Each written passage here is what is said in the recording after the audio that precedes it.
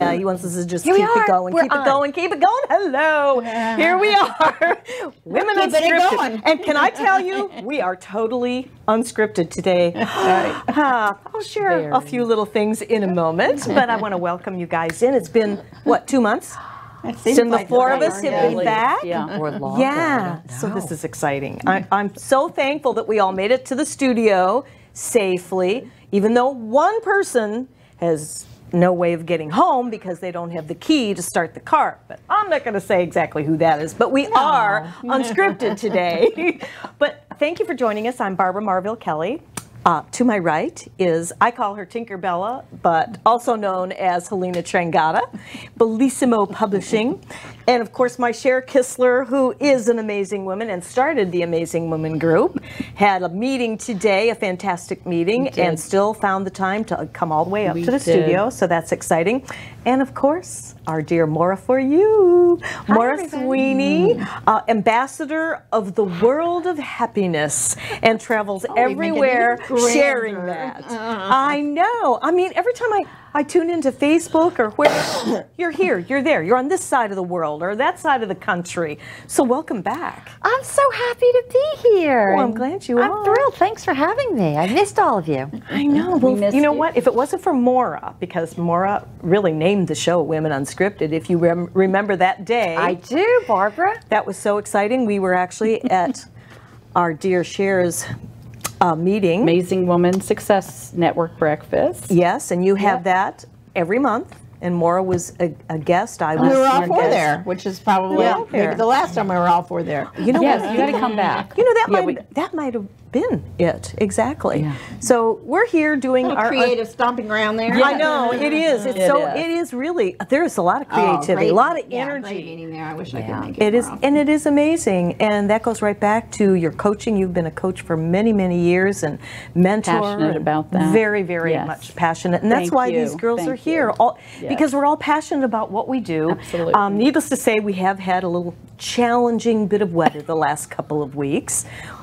We've sort of compared notes on how we've all kind of handled our, I don't even want to utter the energy of Irma, but thank God we all did survive.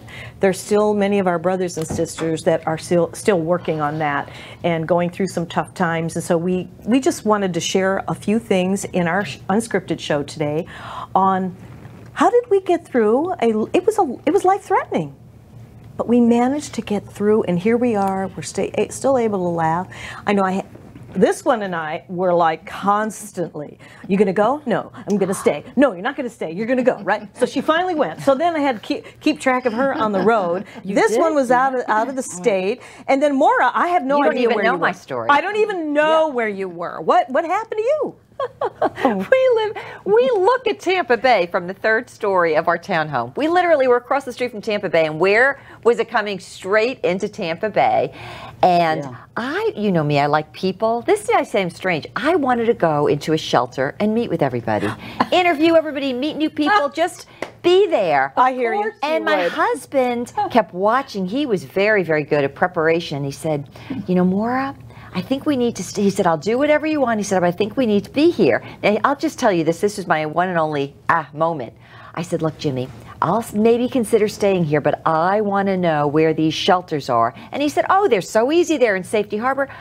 We drove around one afternoon to 3 places that were on the list of shelters. None of them were open. And this is after people had already started moving in. And all of a sudden I got angry. It's like, who are these people setting up shelters and nobody's here and they're closed? And I said, you know, Jimmy, I'll stay. Yes. Seriously? They were on the map. They were on they were advertised as shelters very close by, but we went to 3 of them because I just wanted to know in advance if I needed to get out and go quickly. Yeah, exactly. And they were closed? There was nothing. There were no people. No, not as in you couldn't get in. They were not being used as shelters. So literally they were unavailable. So then my thought was, well, where can I go? And then they're all going to get. Are they all going to get booked, and where do I go to? Yeah. So as I just wanted to know, did I have a backup? But I, believe it or not, even though we were only across the street, I slept inside our master bedroom closet on the floor where we had no windows. My husband was downstairs because at the last minute, if you remember this, Tampa Bay started going backwards. Yes. And our big thing was, is it going to come toward us? We live on the 2nd and 3rd floor, so that was where mine was. Inside inside our closet, and I'm still here. My back wasn't so great the next morning, and I suffered terribly the whole next day. I was great all before that. This next day, unbelievable headache, and I threw up all day long. And can I add one more thing since you invited me to talk first? Absolutely. Okay. This is what's bizarre. I was actually kind of calm, other than that one event of where are these places that I could go to if I need to. I was out with my husband who's playing a couple of pickup games with basketball, and one of the men said to me, Maura, you are the only person I know with a Y chromosome who is calm. And I was so calm. I was all right. You were the shocked. day after. And I was probably because my husband was very good at preparing. But that next day, this was bizarre. I said to Jimmy, all right, I think I'll go lie down in our regular bed. And then I said to him, I can't look at the light. I can't listen to my phone. I can't have the outdoor lights. Well, we had no regular lights. I couldn't even talk. And then you knew there was a problem with me. I couldn't talk.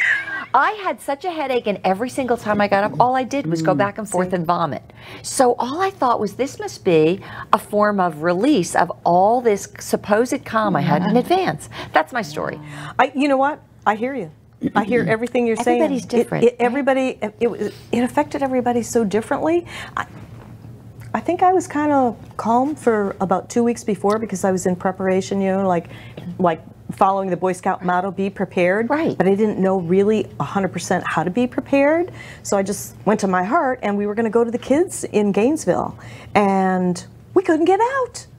And everybody's calling us and texting us and saying, you've got to leave. And I'm going, you don't understand. There's no gas. You go in the gas buddy, they're all empty. And then who wants to get stuck on the road? So, as luck would have it, my husband's daughter, Penny, if you're out there, can't thank you enough. She invited us to come over and stay at her home. And they have a hurricane-built home. I don't know if it was for Cat 4, but I'll tell you, it was really great bonding with none of these.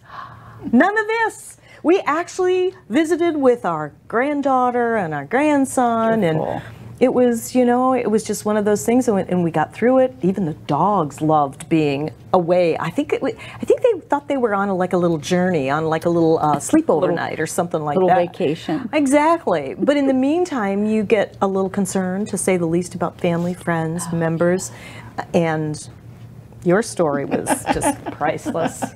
It was priceless. Well, this is the second hurricane I've been here for, and we were in a mandatory evac zone. And we had said that the first time when Charlie was here, I had said that next time I'm getting out.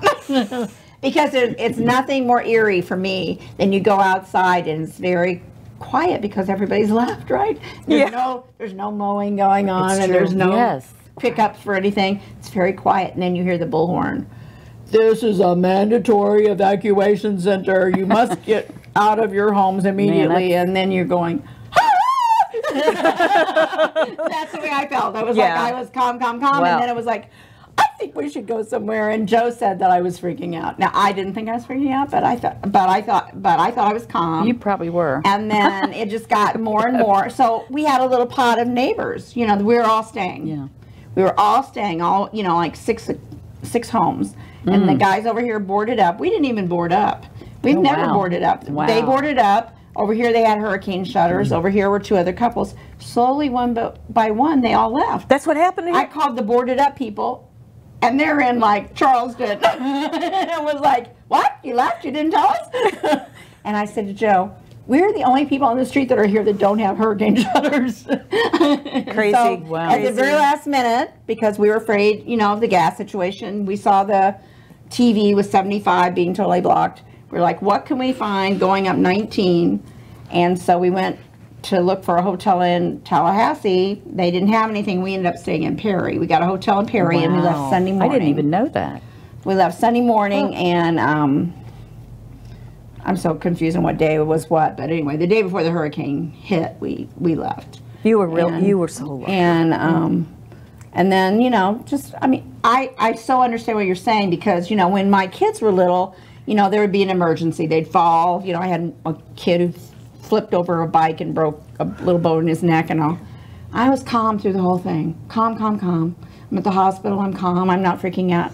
And then I go home and I'm like, oh my God, my kid might have a broken neck. It was the same thing this time, you know. It's like a delayed reaction or Yeah. something. We have a break coming up. I know Cher has a different little bit of a story, and I don't want to shortchange her story. But when we come back, we're going to share a little bit more, and hopefully you will enjoy the show and understand that we're just like you, and we're not making light of this situation. No. We're just very thankful and very blessed that we are here to be able to try to find some kind of humor after the fact and just even be more prepared the next time.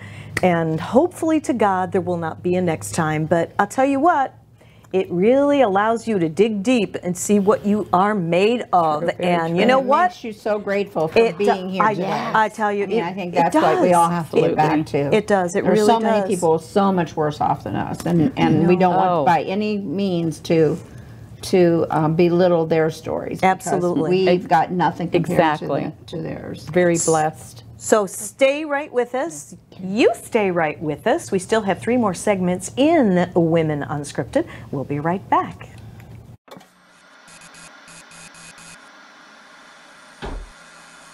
At a certain age, so this is supposed to happen. No, it's not supposed to happen.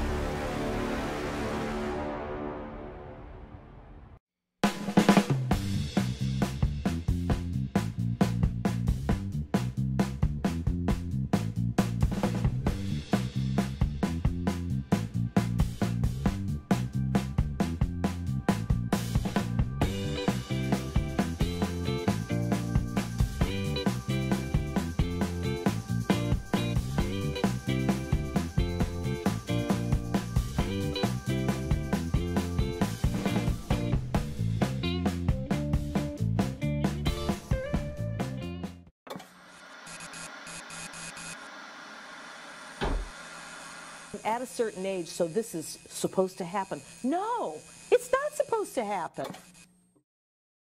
I love sleeping in the dark. We are back.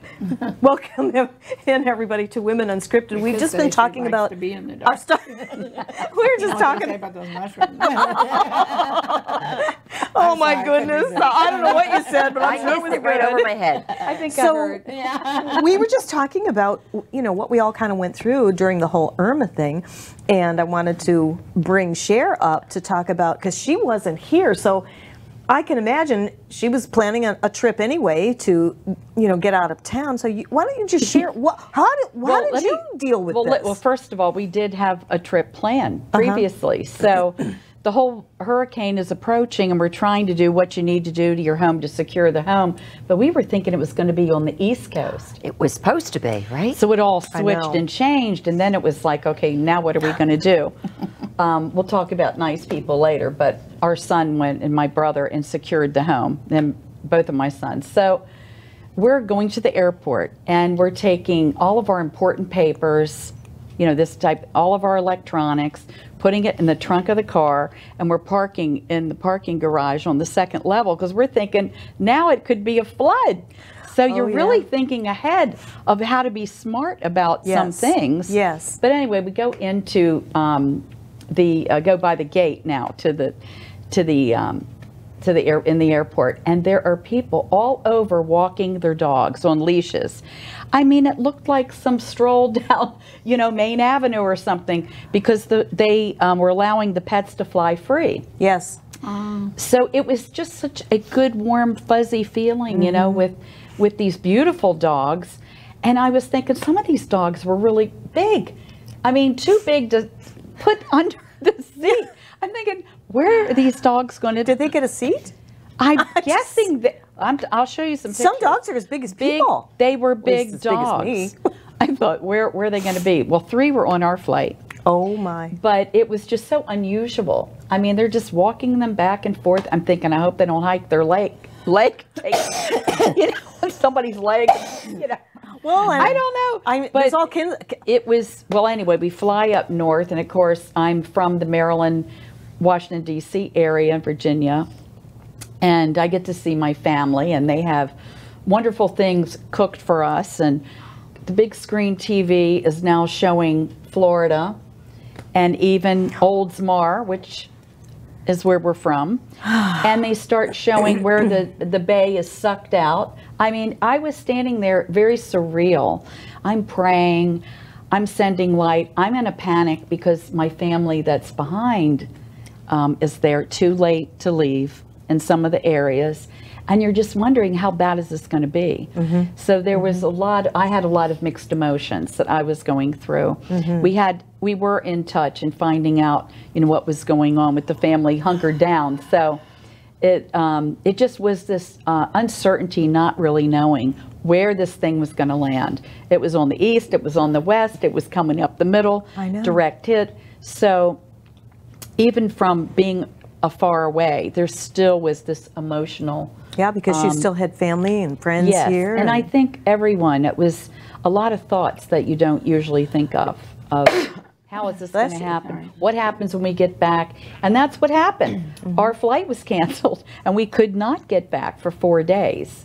So you suffered with that? Well, that it was just, too. my husband had to get back to work, so. Of course. It was, just, we weren't complaining, though we heard that our house fared well besides a bunch of tree limbs, which they just today, FEMA came by and took them. Oh, really? Yeah, Ours but are still in the yard. they were just up and down the street. It was unbelievable. So, I mean, just getting, water, food, and electricity was a real challenge for You people. okay?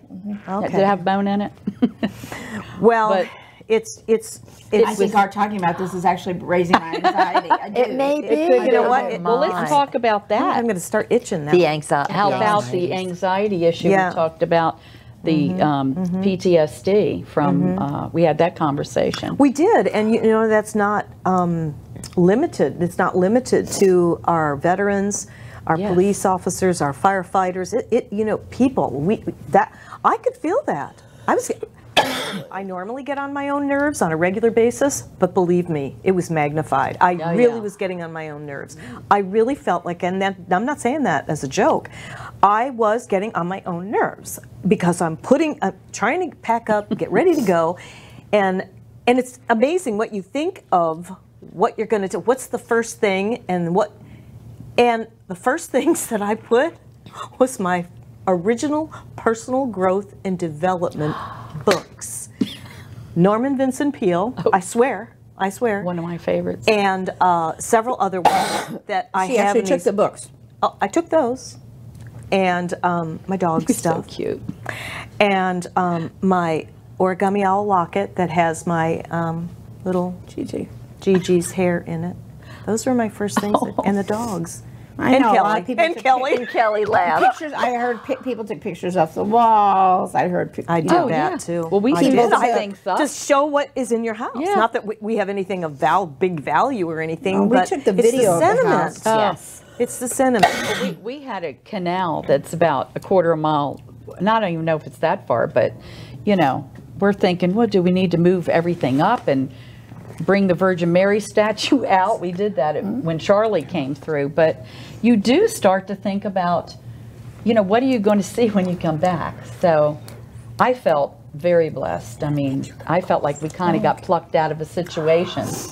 And then when we came back, even with the delayed flight, it was, you know, the worst was over. So, well, thank goodness it's over. And what happened in Puerto Rico, and we're watching, you know, where real devastation could have occurred, but it was almost like a miracle.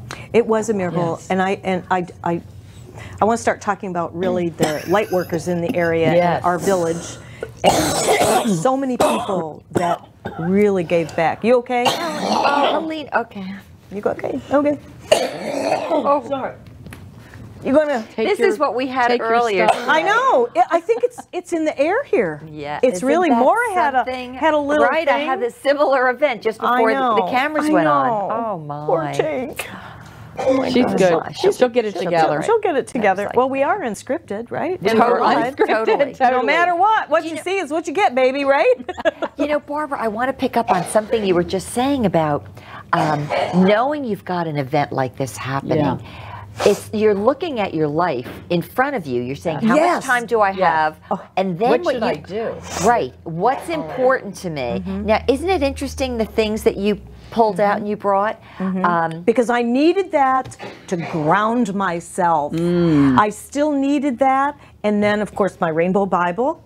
And, of course, Norman Vincent Peale. I've got all of his collection in Yes. one big fat book. And I thought, okay, I want to be prepared ahead of time. And we were with younger generations. I didn't know what to expect there. And with Kelly and I as life coach, as you guys and everything, you want to bring out the best of the best. And so we stayed calm and we visited and everything. But I think it's the aftermath and how to, you know, handle all that. But when we came back to the studio after being off for a couple of weeks, John and I talked about doing a special show to help give back. And so our chamber shows, we did our village shows. And that's going to be a regular show now in really sharing the village workers and how they give back, what they've done, the things that you don't see on your mainstream news that we can bring to the forefront. And that's just what we did last Wednesday. We're going to do that this Wednesday again. We brought members from the chamber in, and, you know, some of the people that are doing, you know, removing trees, huge debris and Yes. everything. Chip Wick Panowski was here. He's president of West Pasco, and he was talking about such love that was given back at one of the shelters locally, and what he saw with his own eyes in people. Just everybody just steps in, and you know that's what's so beautiful about humanity. Yes. Humanity, period. Humans coming together and really helping one another from love. Yes. From love. Well, we saw that in Houston. Yes, too. it started Yes, we there. did. Houston was amazing. I mean, just to see people in their boats and rescuing the animals as well that were left behind. I know. You know, I'm sure they just could not, you know, deal with it, or, you know, you're running out with the clothes on your back in some situations. But it really, I think it opened our heart Absolutely. to see it. Yes. And then we were in a similar situation with that. As I said, I wasn't there, but I was sure checking out Facebook and watching all the posts. And it was like being involved in other people's, you know, their situations, some of the challenges they were having. Sure. But it was certainly, I think, a deeper experience that makes us think. That's a And very then good way to say you that. know, Very much deeper. deeper Different than what we Yes. thought. Yes. Because it affected us then going through it. I was afar, and there's a couple other people too.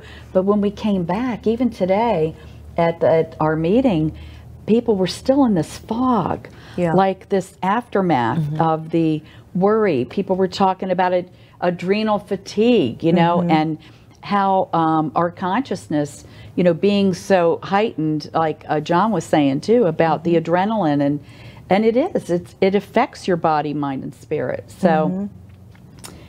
And then what we learned from it, you know, next time maybe we'll all leave if they tell you, you know. I know. I was lucky we had a plane ticket, because even that was hard to get at the end, you know, when we got closer. Well, you know, when Helena hadn't they said they were going to stay, then they were going to go, and then all of a sudden I get a text from her and she's leaving in the morning to drive. And mind you, I was still recovering from making the decision not to drive because I wanted to eliminate as much stress as I could. So I figured we're going to stay here and take our chances, pray, and go to our daughters.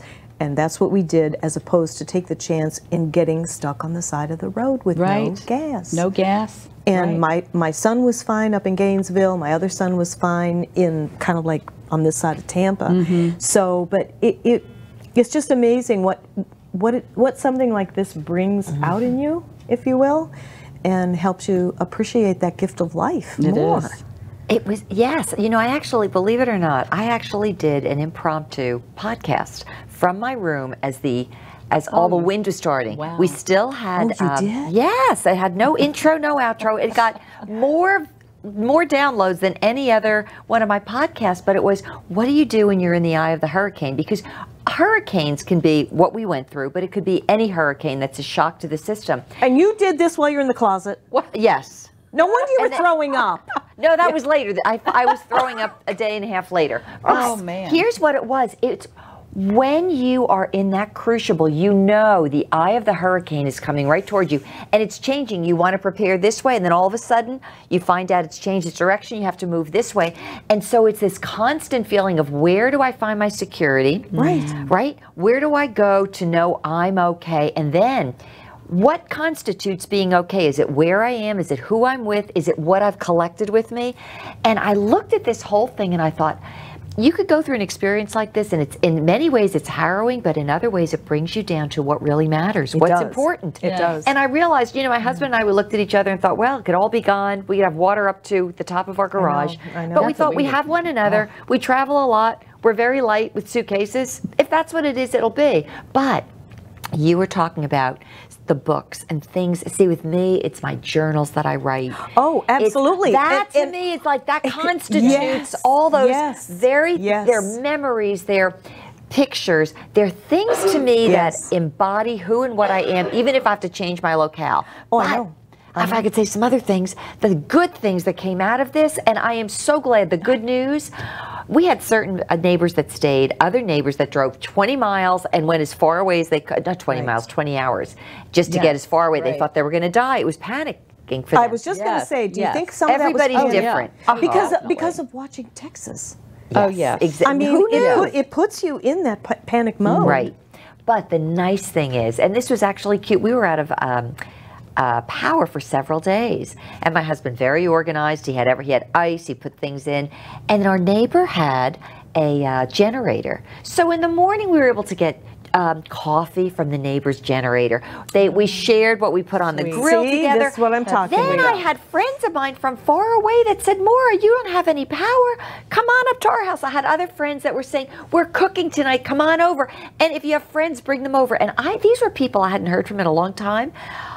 We had people from around the world writing, and so it was a combination of people that were so nervous and so worried for all the people that they knew, but then other people that were even in this Tampa Bay area that said, come, we have something for you, we have food. Friends of ours who had ice, it took them an hour and a half to find ice, learned we didn't have power, brought the ice over to us. An hour later, we get power, I brought the ice over to somebody else. So when you look about that, you could actually find some of the nicest, best qualities of human nature coming out, and you actually get good blessings out of what was a shock to the system. It's true. It's already time for a break. And when we come back, we're going to check on the Tinkster over there, see if she's maintained herself. And we'll be right back after this. Thanks for joining us. It is Women Unscripted.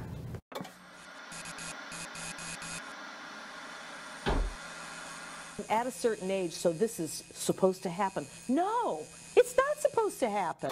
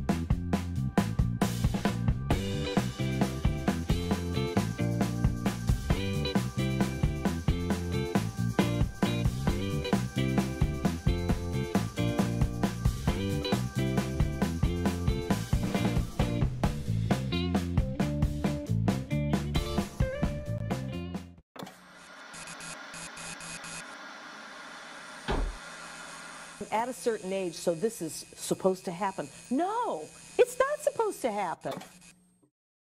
Hey, oh, what a life, right? Hi, everyone. Welcome back into Women Unscripted. I'm Barbara Marville Kelly. With me is our gal that just recovered very quickly, very unscripted. Well, now she's going to start up again, right? Shouldn't have said anything. Helena Changata, Cher Kistler, and Maura Sweeney. This is our core group of hosts for Women Unscripted, and we had a great story that started this thing it's been 2 years? John, has it been 2 years since we've been doing Women Unscripted? Yes. Yeah, because in October. that's right, it was my birthday month and fall and all that kind of good stuff, and here we are. You just never know where we're going to go, but it's so great to have you guys back. You know, in the last half hour, the first couple of segments, we were talking about the reality and the unscriptedness that we've all gone through in the last few weeks, and a couple of us hunkered down here. Maura and I hunkered down. Cher had a trip planned out of town, and this one, well, she was up and down and up and down. Finally, she got on the road and she made it safe. I think you caused me more deep breathing than the storm itself, wondering and being concerned, are you there yet? Are you there yet? But you know, the morning at the hotel we were at, we lost power as well. Oh, you're muted. You got to turn your mic back on, love. I did. I love her. So I'm so tech savvy here. That's right. Good. You're good. I'm good now. Let her rip. Okay. So anyway, we were at the hotel without power. She just turned it off. I told you I was on. Okay, I'm on. I'm always on. Oh, that was good. Good. That's That was very good. Anyway, they had a couple of generators and they had bought pastries so that the people that were staying there. But the cutest thing was, I thought, I went down and they had taken the coffee pots out of the room, these little tiny coffee pots, and they were making coffee as fast as they could until they got the big coffee pots going. They're making, so I said, well, I'll help you. So we're making coffee, right as fast as we can, in these little tiny coffee pots. And, you just all become a family. Yeah, you do. You do. You talk about interviewing, we had people there with 10 people there. And an entire family had come over from Jacksonville. Wow. Because I had a friend in Jacksonville said, come on over here. I said later, I'm so glad I didn't. Yeah. Why would you go to Perry? And I'm like, well, I'm glad I didn't go to Jacksonville because this whole family had come over from Jacksonville. We had people from all over the state of Florida there in this little hotel up in Perry. And I never even heard of Perry. It's this big, right? It's little. Yeah, little really? place. Southeast of Tallahassee. You wouldn't go there on vacation, No. right? Oh, you blink and you're through Right. it. But any shelter in a storm type thing. Right. And there again, what you said about people, people who I hardly knew, or I knew their names. I had never said, 5 whole sentences to them. Were saying, when I would say I need ice, they're like, come on over and get ice, or can I bring it to you? Like And we saved our freezer because of people donating ice, and I did the same thing when we got our power back. It's like, yeah, I'll give it to those people, So a whole lot of things that we learned from this is how great our neighborhoods really are. They our are. community. It's our Yes, it really has is to a be. village. They say it takes a village. It did take a village, and I tell you, it was amazing how people did come together and are still coming together. And I was going to say the prayer too. Yes, I mean, yes. people were really pushing their energy and surrounding the state with white light and of protection. I know. I know that was what we're. I was yeah. definitely, Bill and I had gone for a little jaunt into Washington, D.C., and we stopped by the National Shrine of the Immaculate Conception, and it's a gorgeous church and shrine. I mean, it's huge. And we went in, and I just had to find exactly which place, which was the miraculous medal, okay, which is very powerful with the Blessed Mother. And they had candles, and I was lighting candles, and Bill took a picture of me. I was so serious with trying to send, just the whole, the love and the protection, because I knew that it was going to take days or maybe even weeks. Yes. It wasn't just over. Yes, yes. That is so amazing. You said something about the miraculous medal, and I was going there, and I'm sorry, John, I am wearing a miraculous medal. And I've had this on ever since I bought this miraculous medal through Home Shopping Network. And the story behind it is miracles happen to those that wear it. And doesn't it bring you back to that? It takes you back to I that. haven't thought about the takes you miraculous back medal to since I was that. maybe 6. This was Yes. gorgeous. Yes. You know, it just, when you're in a place of that presence and you're very centered, you know, as far as your intentions and your prayer, you can feel that energy building. You can feel it around you. And we had someone, a family member in the hospital. I mean, I was taking all these thoughts and you could just feel that energy building, you know, in your heart space. But I think collectively in Florida, I feel that everybody, there's a video of the hurricane. And at one point, it starts transforming, and it was going like this, and it actually started to move out, and this blue color surrounded all the red, yellow, and orange, which was more of the activity. And I mean, it's spooky kind of see what happened. It shifted at once, all at once. And why? Yes. Energy. So, you know, energy. You can't discount all the miracles. I'll tell you, you know, you collective energy. You were talking about, you know, earlier we were all talking about, you know, the things that we packed up and everything. It's funny that we mentioned that, but in what you think of, and so I'm saying to this is the craziest thing you do. I took my books that I'm writing, and I'm going, what am I going to do with all this stuff? Well, I know it's in here and it's in here, but I'm going to put it on the dining room table. And I covered with plastic garbage bags. I know. You can laugh. No. I laugh too. No, I'm I thought the same thing. what? Okay, so it might be up a few feet from floodwaters, but then I'm covering it with garbage bags? I did the same thing. You Barbara. do weird, Yes, weird It was things. very interesting. You say to yourself, all right, we've got water, we have a lot of things, but what are some of the things that are really precious to me? And I did the same thing. I took some of the plastic garbage bags, and I have some very pretty pillows we bought from overseas and beautiful blankets. They're the kind of things that if we ever had to leave, maybe I just wanted a few nice little items to say they're special to us, I could bring them somewhere else. And I even put one of those bags in our dryer thing. I'll put it inside something. It was double wrapped. Crazy little things like that. I know. But the other thing that was, I realized how much junk I have that I don't need. Oh, that's a good thing. That's a good thing. How much stuff as you're going through trying to find the things that are important. You're like, oh, why did I keep this? Why did I keep that? So what I've been doing the last week since we got power on is kind of like trying to purge something of this. Especially paper. Because, you know, when we ended up putting all this paper everywhere, because, you know, as you think about paper dissolving in the water, you're thinking, oh. So we put a lot of it up, and then as I'm taking it down, I'm like, why did I keep this? Right.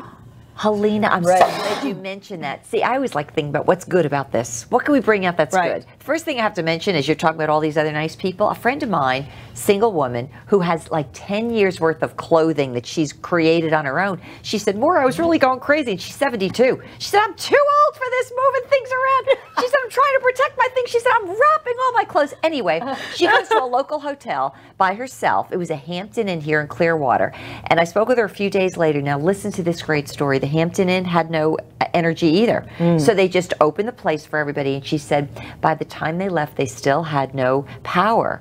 So they didn't charge anybody anything. And I thought, oh my goodness, this is so grand. I actually drove past that place and I couldn't get in. I wanted to thank the managers to say what this says about you. You take people in the worst time and not charge them. And open up your doors. But I have to tell you about the paper. This is another really good thing. You take the papers that are really important to you and then you realize, oh my gosh, I have 50 years of papers.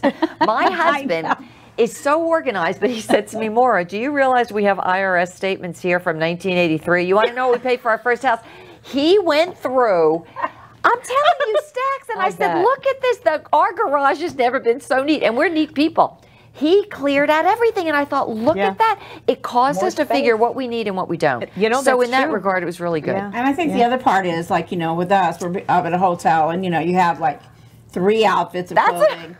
3, you know, 2 pairs of shoes, the white lipstick, and you know, a little bit of makeup, a little bit of skincare, and this and that. And you're like, you know what? I could deal with this. I could just deal with. That's true. Everything is so true. Almost everything is replaceable except the people in your life. That's so true. You know, and I do love the idea that many people have just came out of the woodwork and prayed for us.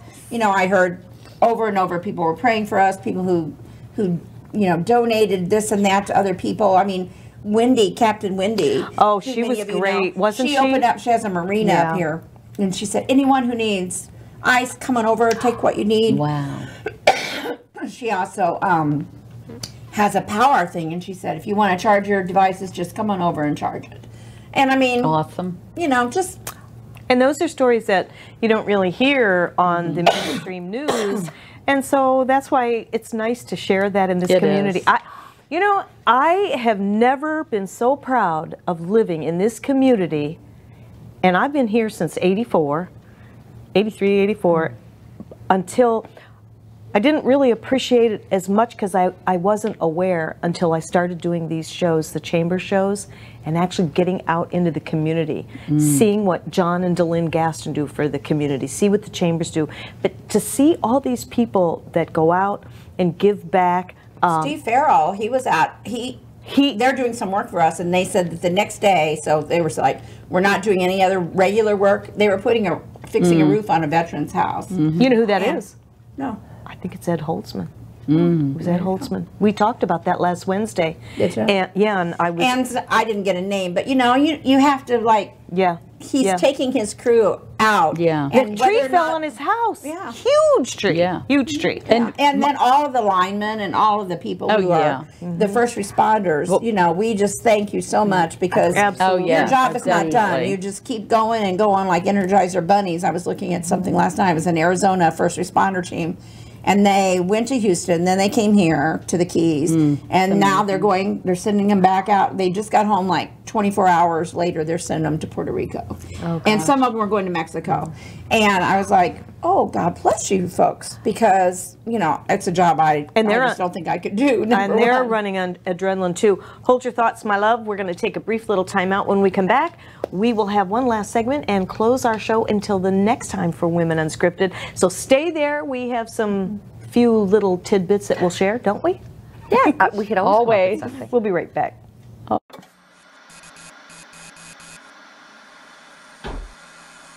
At a certain age, so this is supposed to happen. No, it's not supposed to happen.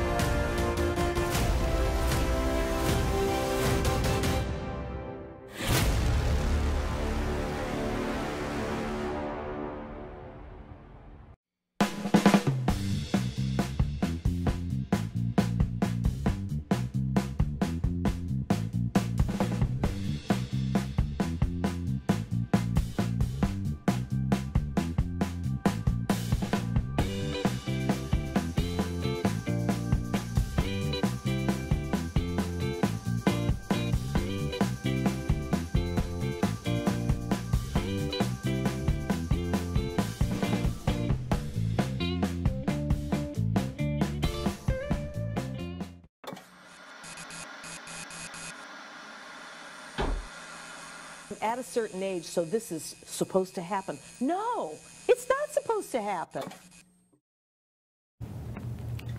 Here we are in our last segment of Women Unscripted. Thank you so much for joining us, everyone. We're kind of sharing our real, raw stories for how we all survived Irma, and hopefully we have uplifted your spirits to let you know that we're right with you, whether you are a survivor or you're still in that mode of survival. We were just talking about the river around here is flooded. Withlacoochee is actually above flood stage right and people now. are evacuating right now. You may not see that on the mainstream news. They're evacuating, and some of them, their vehicles are flooded. They can't even get to work. Exactly. So I just want to, what I was saying on the break was I wanted to make sure that we all stay in a place of patience and gratitude, because there are people, and we know that there are people in Puerto Rico and the Keys, other areas that are still very stressed, but we have people right here in our community that are very stressed, and they have needs, and if we can still help those with those needs, but if nothing else, give them a smile, give them that patience, because I haven't been in the grocery store in the last couple of days, so the last time I was there it was still pretty empty, so they might need that milk for their kids a little bit more than you need it for your coffee. That's right. I'm speaking for myself. I know. So, That's true. There's oh my goodness, I've never seen the stores the way they were even way after the fact. Oh, yes. And I heard that one of the stores was sending the trucks down to where they need it more than us. And I get that, I get that. So in the last segment, I guess, doing our takeaways in just a little something, because if you've never been faced with something like this, maybe each one of us might be able to share something. Who wants to go first? Maura. well, I'm not coughing. Maura does. Okay, let me take off from that the podcast I did, because I can only do these things when I get inspired, and I thought we all have hurricanes in life, so it may be that you're looking through the eye of an oncoming hurricane, but it could be something else. One of the good things about this, if you want to call it a good thing, I always look for what's enriching and what's beneficial, is we all could suffer from something in life that feels like it's our biggest fear, our biggest loss. And so imagine taking an opportunity to think, if I was going to lose just about everything, or if I were looking at the eye of the hurricane, what is most important to me? Can I live this way? Also, as you were just saying, to be mindful of other people that are going through hard times when you know you've been there yourself. So how then could you be more empathetic? How could you be more aware of other people, and how can you extend yourself? If we learn to do that, we would be such a far greater, more advanced and loving society. And we would find that rather than always having to rely on institutions, we could learn to rely on ourselves, our neighbors, and be a good neighbor too. And I'm telling you, I was so touched, as my husband was and so many others, by the kindness, the goodness, and the overall extension of goodwill that went out in the midst of all of that trauma. In the eye of the storm. Yeah. Exactly. That's really beautiful, well expressed, and I think we can all learn from that. Cher, I know you weren't here, but you were still with us. I was, and I was hearing all the stories, and I mentioned briefly, I had a pride with my son, Sean Barnett, and he has a tree trimming service, so he was right in the mix of, helping people. And there was one gentleman that said he had open heart surgery trying to rake his yard, and my son and some of his friends that works with him, they said, just go back in the house. We will take care of it for you. And I was so proud, as a mom, to hear that he was there for the call to action. See that? And oh yes, and having that compassion, because everybody seems to lose their patience and they're so quick to judge, and we have a lot of this that goes on with our society. And just like Maura was saying, just hearing these stories really need to be told on every level, because we're not always faced. It's like it really got our attention. Yeah. It was it was another wake-up call. We were saying a life event. Right. But we don't have to have a life event to wake us up. Thank you. Right. Right. We really need to search a little bit on how we can find patience and kindness. Just watching the news is like a life event every day that we need to recover from. Yeah. And it can become contagious. It can, and it does affect us. So we need to turn that tide and the energy and bring it back to just more love, patience, and kindness with people. And that's it. My favorite word that I shamelessly express everywhere is love. And speaking of love, we have Tinkerbella, who was rocking babies this morning, I know. Okay, in the NICU. Well, all of this caused an explosion in the NICU as far as our population was at the top of its game. And, you know, there again, the hospital went on lockdown. All the hospitals probably went on lockdown. And so those people were not with their families. So that's how scary is that you're locked up in a hospital and you're taking care of these babies, which is a wonderful thing. However, your own babies, you're not being able to take care of. And that's unbelievable. I heard some of those stories from the nurses today, but you know, a lot of babies decided to come early because of all the stress of the hurricane. So it's interesting for sure.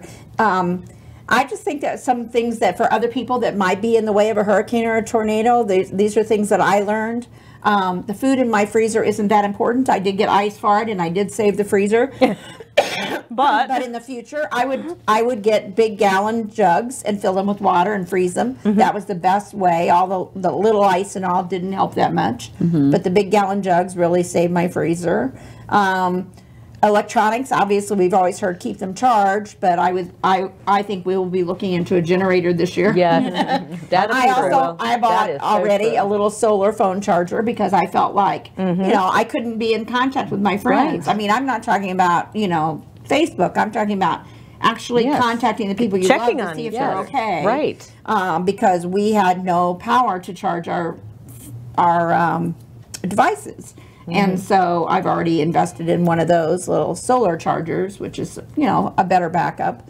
And I think the other thing is, you know, the little kits that they always say to, you know, put the batteries and all that in. I think there are some other things that, you know, we each probably have figured out that we could put in there that we might need a little bit more than what we had known before. I never had a kit to this year. I never did either. At the very last minute, you know, I threw candles in there, I threw some flashlights in there. I know. We needed it in the hotel because It's a good thing to prepare. You know, we're all used to like street lights and night lights in our house, and you know, we have appliances with lights. I mean, it was dark. When you're in a strange place and it's dark, you're like, whoa, I'm so glad I have this flashlight so I can find my way. And it's just little things. We had a man on coming up the steps. I thought I was going to have a heart attack right there on the steps. He was like breathing heavy and everything. And so he said, can you go to room, you know, such and such and get my wife? And I was like, yes, I think I should be calling 911. But that's what I did because you know, there's no elevators. And we were in you know, we were just in a 3-story or so hotel. Still. But, you know, there are people who are, you know, a lot of the nursing homes, for example, they don't have a way to get the ambulatory patients down. So they were just kind of stuck. So I think a lot of the laws will be changing on that too. I mean, I've already seen a little bit of that. But even the nice assisted living facilities, I've heard that, you know, my father-in-law was over there. He's on the 16th floor, and we couldn't get him out because they can't carry him down 16 flights of steps. We got 1 minute, and it's time to close. And just gleaning a little bit of something from each one of you girls, it's just also impactful. And you're right. You know, we could live our own hurricanes as a metaphor. And to your point of just if we practice more niceness and understanding and love, and when we come from that frequency of love, you automatically give back. And like you're saying about being patient with people, I mean, you can see it on the road, you can see it in the stores and everywhere. People are, I mean, the night before when we were packing up you know, and I was at the store and I saw this husband and wife, and they were going berserk in the store, and I thought, bless your hearts, you know, I got to pray for you right now because they were clearly not handling it. And so, yeah, patience, love, understanding, and hopefully you'll never have to face this. Hopefully you have gleaned a little something from us here today on Women Unscripted. It's so great to be with you. We'll be back the last Monday of October. So in the meantime, have a wonderful weekend and love one another, be happy, and know for sure there's a miracle that can change your life. Love you all. God bless. Ready? Throw those kisses. Mwah!